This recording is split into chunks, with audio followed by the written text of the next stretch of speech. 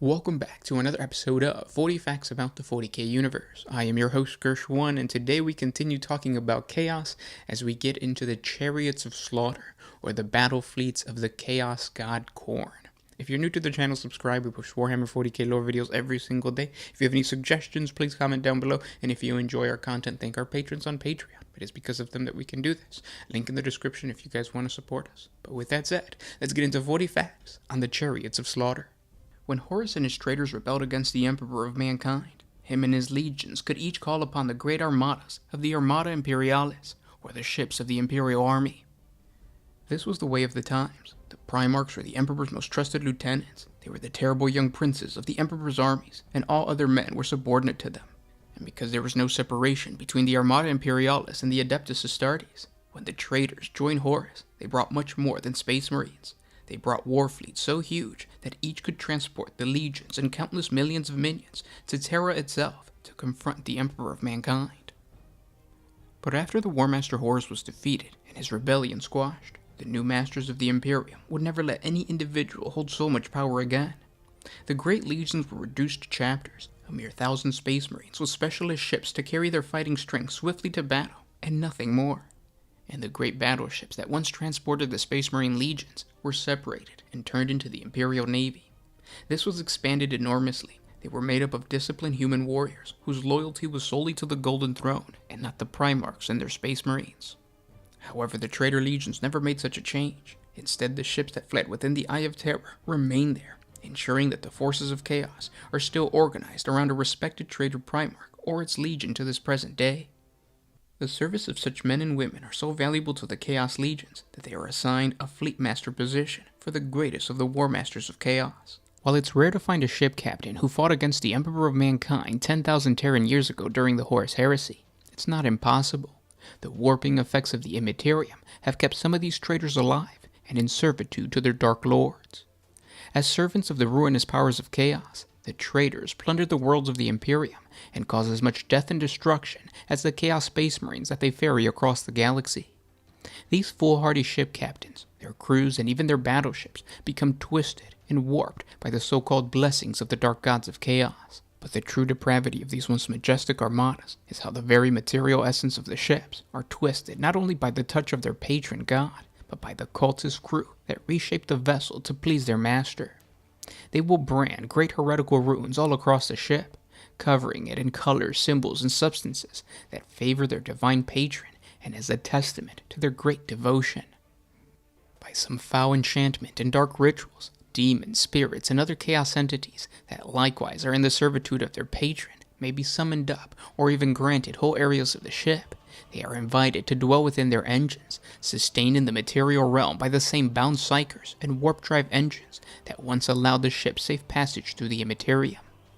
These beings of chaos might slumber within a warship's guns, launching fire from them with an unnatural fury, or sweep formlessly throughout the ship's deck like a wailing ghost, driving off would-be passengers, or even lurk deep within the hulls of the vessel itself, binding their own ancient malice with the intangible and resolute will of the aged machine, birthing a vessel with a true heart of chaos. For those battleships whose captain and crew have been devoted to the blood god Khorne, they become chariots of slaughter. To all but the blindest and most deranged of Khorne's followers, the need for a ship to transport them across the stars is obvious, though beyond such cold utility, even the most ancient of vessels deserve little more reverence. To Khorne's followers, such vessels are nothing more than a steed or a chariot to take them to a new field of slaughter. Where other gods might visit their blessings equally upon their followers and their machines, Khorne cares little for the beasts of steel, and it is instead upon the deranged and bloodthirsty warriors that slay in his name that Khorne's blessings fall.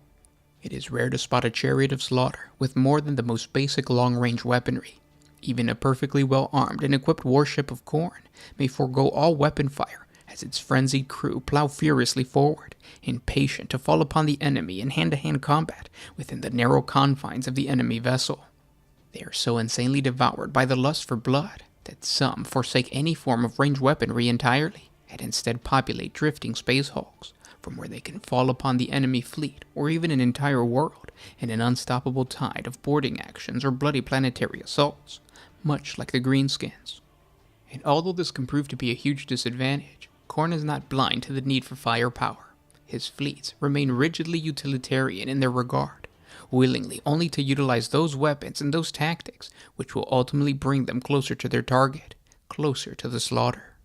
It's also important to note that although the crews of these massive brass chariots are tasked with keeping the battleship operational, they are still worshippers of Khorne, and as such, they live to wage war, and to them, it doesn't matter where they fight, only that they do.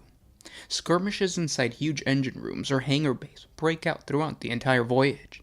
Some of these coronet crewmen fight to gain power, others simply want the glory of martial prowess in the hope of pleasing the god of war. Through ruthless and unending slaughter, ship slaves can rise through the ranks and eventually cast off their shackles and butcher as free men. Regardless of the reason, a mortal trapped aboard a chariot of slaughter has only carnage in his future, for they have stepped into the path of skulls, and skulls is all their patron asks for. No one is safe aboard these ships. Every crewman is a target, a potential stepping stone to eternal glory. Any voidsmen won't hesitate to kill their own leader to gain the favor of their god. This means that only the toughest specimens can keep the title of a captain aboard these twisted ships.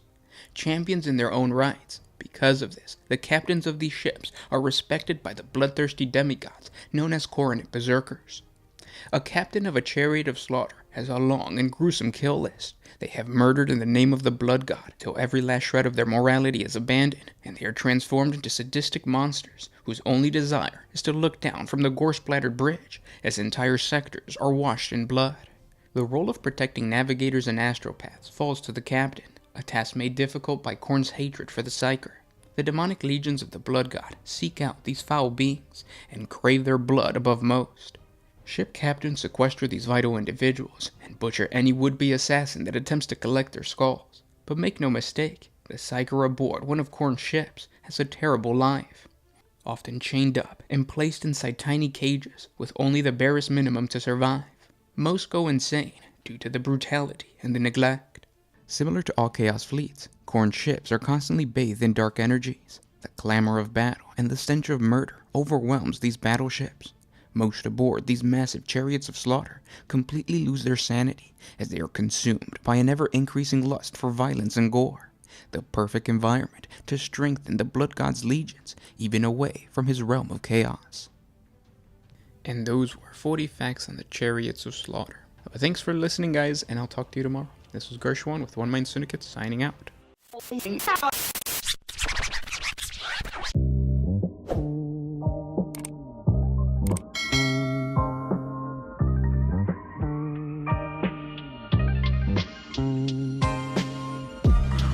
I used to put my sweet